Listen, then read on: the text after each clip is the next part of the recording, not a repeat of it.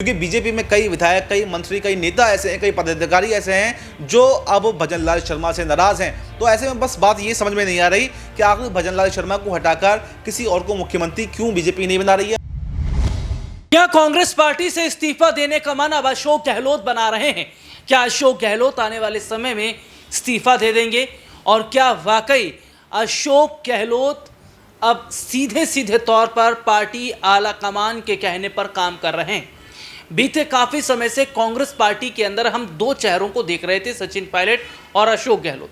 सचिन पायलट जो कि काफी समय से सीएम बनने की रेस में भी थे, लेकिन वो नहीं बन पाए।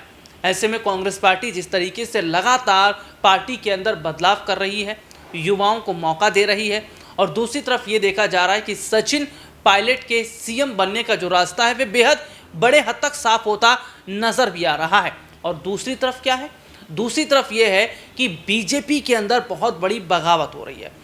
किरोड़ी लाल मीणा, वसुंधरा राजे जो कि पार्टी आलाकमान से नाराज़ हैं, बीजेपी से नाराज़ हैं, और यहाँ तक कि देखा भी जा रहा है कि इनके अपने अपने विधायक हैं। वसुंधरा के भी अपने विधायक हैं पार्टी के अंदर जिन पर पकड़ वो रखती हैं, मीणा के भी विधायक हैं जिन पर वो पकड़ रखते हैं। तो ये अपने अपने विधायकों को लेकर आने वाले समय में क्या कांग्रेस की तरफ रुख करने वाले हैं, इन्हीं तमाम मुद्दों पर आज हम बात करेंगे। बातचीत के लिए हमारे साथ मौजूद है हमारे खास सहयोगी अब्बास भाई। अब्बास भाई, बहुत बहुत स्वागत है इस प्रोग्राम में आपका।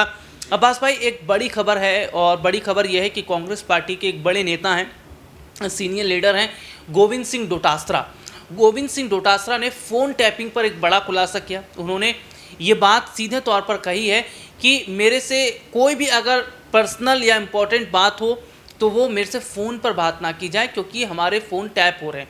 हालांकि उन्होंने इस दौरान सीएम भजन लाल शर्मा पर भी उन्होंने अपनी बात रखी। उन्होंने कहा यहाँ तक कि सीएम साहब खुद कहते हैं कि हमारे फ़ोन टैप हो रहे हैं।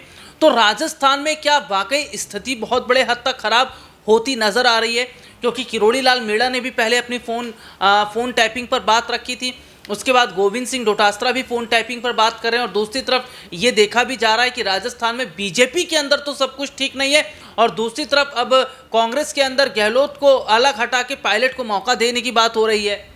देखिए, फ़ोन टैपिंग का मामला एक गंभीर मुद्दा है, और जो गोविंद सिंह डोटासरा ने मुद्दा उठाया है, अब ज़रा उनको ये पूछना चाहिए कि वो अपनी सरकार पर या भजन लाल शर्मा पर जो है वो आवाज़ उठा रहे हैं, वो फ़ोन टैप करवा रहे हैं, या फिर जो केंद्र के अंदर सरकार है वो उनके फ़ोन टैप करवा रही है। देखिए भाई, सरकार तो आपकी है, राजस्थान के अंदर भी आपकी सरकार है, केंद्र के अंदर भी आपकी सरकार है, तो जवाब तो आप ही को देना पड़ेगा।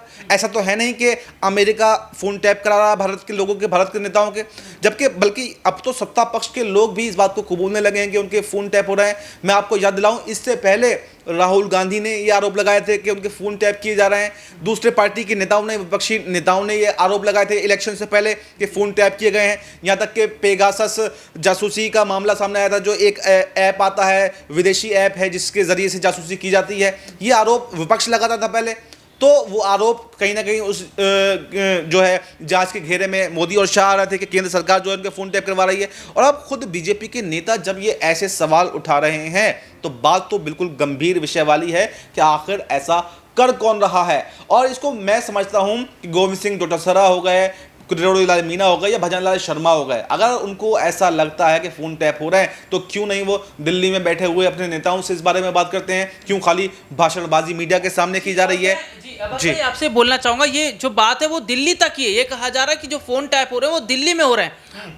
कांग्रेस के भी नेताओं के फ़ोन टैप हो रहे हैं, बीजेपी के भी टैप हो रहे हैं। और ऐसे में देखा जा रहा है कि जिस तरीके से बीजेपी के अंदर अगर हम वही बात करें तो किरोड़ी लाल मीणा की नाराज़गी हो, वसुंधरा राजे की नाराज़गी हो, और कहीं ना कहीं ये तक देखा जा रहा है कि सीएम भजन लाल शर्मा के खिलाफ विधायक भी खड़े हुए हैं, तो बीजेपी की सरकार खतरे में है। और क्या बातचीत कांग्रेस के नेताओं से होती है, क्या बीजेपी के नेताओं से होती है, क्या भजन लाल शर्मा से बातचीत होती है, ये तमाम चीजें जो हैं वो दिल्ली में बैठकर सुनी जाती है। तो क्या सबसे बड़ा खतरा बीजेपी पर यहाँ पर मंडरा रहा है? क्योंकि देखिए, अभी हाल ही में अशोक गहलोत सचिन पायलट की मुलाकात हुई, जिसमें यह देखा जा रहा है कि कहीं ना कहीं अब ये देखने को मिल रहा है कि पायलट को आगे बढ़ाया जा रहा है, और कहीं ना कहीं कांग्रेस जो बदलाव पार्टी के अंदर कर रही है संगठनात्मक तौर पर, कि वरिष्ठ लोगों को थोड़ा सा विराम दिया जाए और युवाओं को मौका दिया जाए।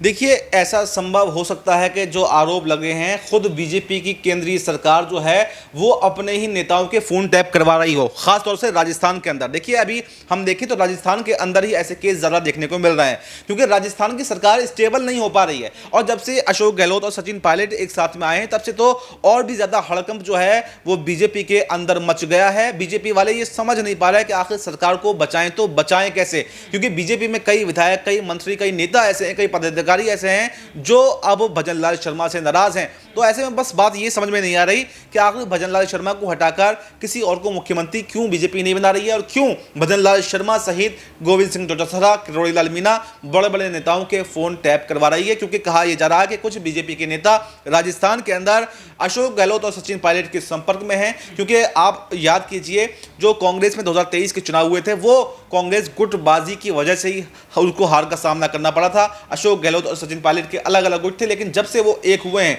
तब से वापस अब ये चर्चाएं हो रही हैं कि क्या राजस्थान में कोई बड़ा खेल होने वाला है, क्या राजस्थान में सत्ता परिवर्तन होने वाला है। और यही बात जो है बीजेपी के आलाकमान को शायद नागवार गुजर रही है, और इसलिए उन्होंने जासूसी करने के लिए अपने लोगों को लगा दिया कि आखिर चेक तो कीजिए कौन कौन से ऐसे नेता हैं जो कांग्रेस के संपर्क में हैं, और अगर कांग्रेस के संपर्क में कोई नेता आते हैं तो फिर बीजेपी अगला कदम उसी हिसाब से उठा सकती है कि उनको, उन नेताओं पर क्या एक्शन लेना है, क्या उनको पार्टी से बाहर निकालना है, या फिर उनको कैसे मनाना है, या फिर उनके कच्चे चिट्ठे जो उनके पास पहले से रखे हुए थे, ईडी सीबीआई का जो खेल खेलती है बीजेपी, वो अपने नेताओं पर भी यहाँ पर खेल सकती है। अब्बास भाई, एक छोटा सा सवाल ये रहेगा कि ये देखा जा रहा है कि अगर कांग्रेस में सीएम बनने का मौका गहलोत को नहीं मिल पाता है, और सचिन पायलट जो इतने लंबे अरसे से काम कर रहे हैं, मेहनत कर रहे हैं, युवा नेता के तौर पर है, पार्टी में बने हुए, यही बहुत बड़ी बात है।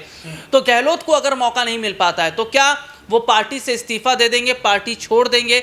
और ये तक भी देखा जा रहा है कि कांग्रेस में युवाओं को जिस तरीके से आगे बढ़ाया जा रहा है, ये संगठनात्मक तौर पर जो बदलाव हो रहे हैं, उससे जो पार्टी के वरिष्ठ लोग हैं वो कहीं ना कहीं नाराज हैं, क्योंकि उनका पत्ता कट रहा है।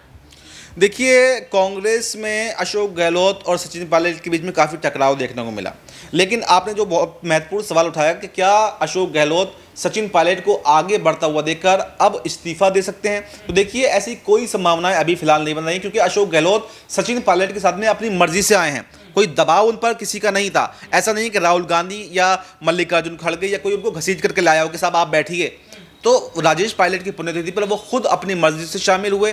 तो ऐसे में ये संभावनाएं मुझे नहीं लगता कि ठीक हैं कि अशोक गहलोत इस्तीफा दे देंगे, बल्कि अशोक गहलोत के बेटे वैभव गहलोत जो हैं वो खुद युवा नेता हैं। ऐसे में कहीं ना कहीं अगर सचिन पायलट का कद पार्टी के अंदर और बढ़ता है, जैसा कि बढ़ रहा है, युवाओं में उनकी पूछ है, तो कहीं ना कहीं उसके बाद में संभावना ये है कि अशोक गहलोत अपने बेटे वैभव गहलोत को आगे कर सकते हैं, और आने वाले समय में सचिन पायलट के साथ में उप मुख्यमंत्री के तौर पर वैभव गहलोत जो हैं वो जिम्मेदारी संभाल सकते हैं। और कहीं ना कहीं अशोक गहलोत अब इस बात को स्वीकार कर रहे हैं कि अब वो बूढ़े हो चुके हैं, और कहीं ना कहीं जिस तरह से वो एक वफादार सिपाही रहे, इंदिरा गांधी के साथ में मिलकर उन्होंने काम किया है, कई बार राजस्थान के मुख्यमंत्री बने हैं, तो उसके आधार पर तो ये नहीं लगता कि अशोक गहलोत जो है वो कांग्रेस के साथ में बगावत करेंगे, और कांग्रेस उनके लिए सब कुछ है। तो ऐसे में मुझे लगता है कि शायद वो अब कांग्रेस के संगठन को मजबूत करने की जिम्मेदारी संभाल सकते हैं, और वहीं पर अपने बेटे वैभव गहलोत को आने वाले भविष्य में राजस्थान की कमान संभालते हुए देखना चाहेंगे। बहुत बहुत शुक्रिया भास भाई आपका। और ये ज़रूर देखना होगा कि अगर जिस तरीके से अशोक गहलोत